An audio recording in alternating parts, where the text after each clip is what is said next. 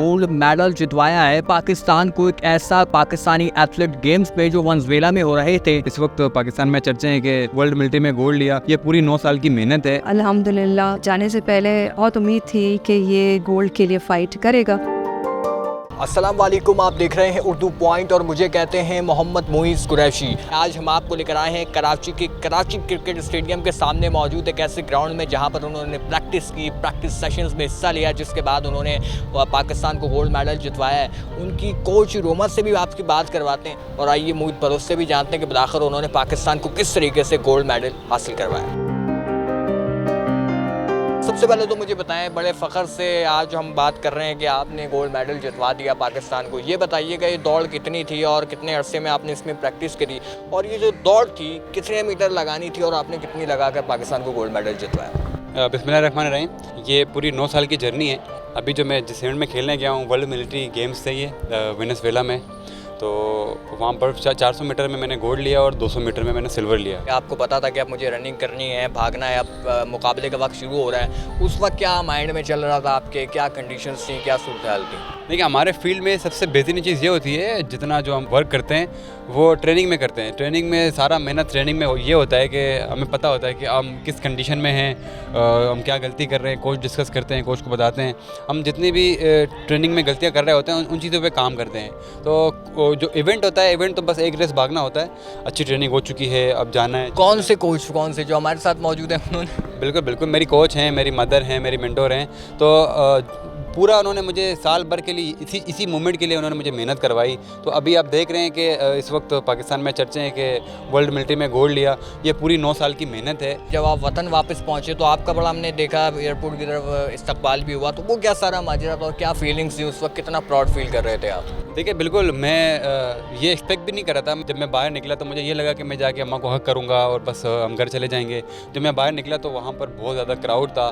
मैं उनको देख के और खुश हुआ, मैं बहुत एक्साइटेड हुआ। देखिए, ये वो चीज़ें होती हैं जो प्लेयर को मोटिवेट करती हैं, प्लेयर को बूस्ट करती हैं।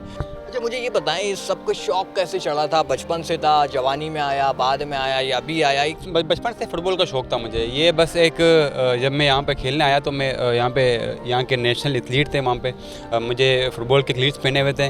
तो जब मैंने यहाँ पे आके उनको बीट किया तो कोच ने मुझे ऑफ़र किया, मुझे बताया कि भाई तुम्हें टैलेंट है, तुम्हें पोटेंशियल है, तुम इस फील्ड में आगे जा सकते हो, तुम ये फील्ड को सीरियस लो। तो फिर मैंने फ़ुटबॉल को छोड़ के ये फील्ड ज्वाइन की। 9वां साल है, अल्हम्दुलिल्लाह, सब मेहनत आप देख सकते हैं। अच्छा, मुझे ये बताइएगा, जब गोल्ड मेडल मिल गया, जीत गए, तो उस वक्त क्या था? इमोशनल थे? कैसा व्यूज था? और उस वक्त घर वालों की तरफ से भी कॉल्स वगैरह आपको आई हों, बताया हो कि आप जीत गए, मुबारकबादों के हवाले से?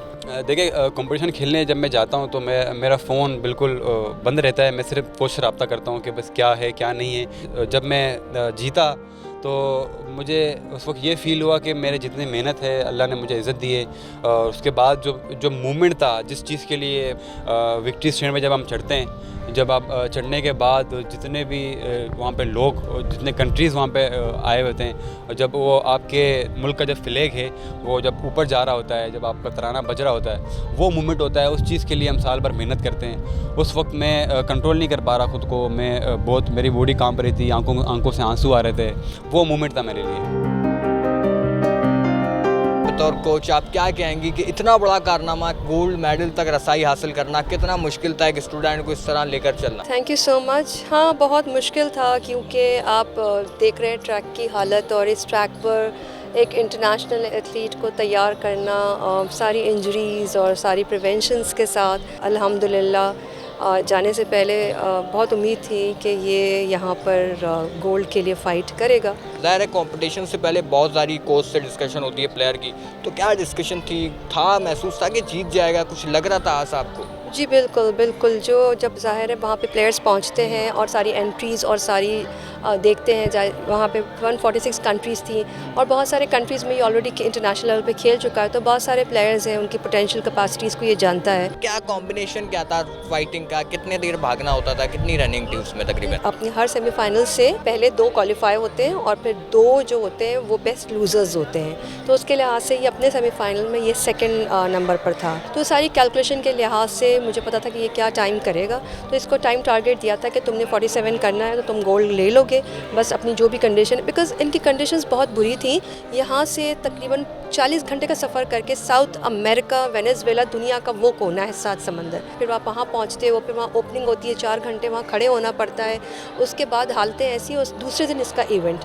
तो उसके बाद ये था कि इसकी बॉडी कंडीशन बहुत ज़्यादा जो है मुझे फोकस करना पड़ रहा था कि फटीग में बहुत था ये। तो उस चीज़ को देखते हुए उसको कैलकुलेशन के साथ चल रही थी कि तुमने ये टाइम करना है, बस अभी तुमने ये छोड़ दो कि तुमने पूरा जोर लगाना है, तुमने बस ये टाइम करना है। तो वो बहुत कैलकुलेशन करवानी पड़ रही थी क्योंकि मुझे ये भी बताइएगा कि हुकूमत वफ़द की तरफ से वफाकी वज़राओं ने, सूबाई वज़राओं ने क्या कोई इनाम का ऐलान किया, कोई ऐसी बाज़गश्त हैं कुछ चीज़ें जो उनके लिए मोहित बलोच के नाम की गई हों? नहीं, देखें, गवर्नमेंट के तरफ से कुछ भी नहीं है, ना वफाक की तरफ से अभी कोई चीज़ अनाउंस हुई है। ये जो जितना भी खर्चा आता है मोहित बलोच के जाने पर, बैरून ममालिक में जाने पर, वहाँ पर खेलने पर, वहाँ तो इसमें कितना, कौन इसको बजट को देखता है और क्या हुकूमती जानिब से इस तरह के कोई इक़दाम हैं?